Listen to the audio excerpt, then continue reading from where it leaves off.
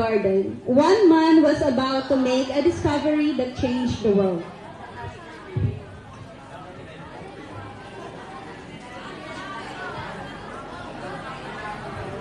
Why does the moon stay in the sky? Why don't chicken fly like eagles? Why is my brain always tired? Humans always asking questions. Can't we just relax and enjoy the shape?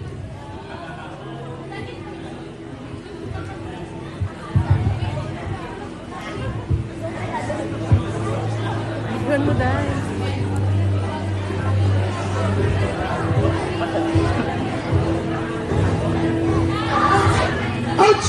Who threw that? Was it you three? No, it wasn't me. It must have been the apple. Why did the apple fell from the tree? Something happened. Something pulled the apple. So everything falls because there is a force, an invisible force.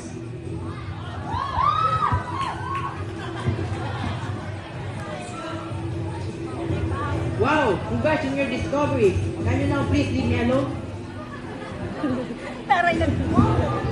Yes, I shall call this gravity. Today, history is made. From this day on, no apple shall fall in vain.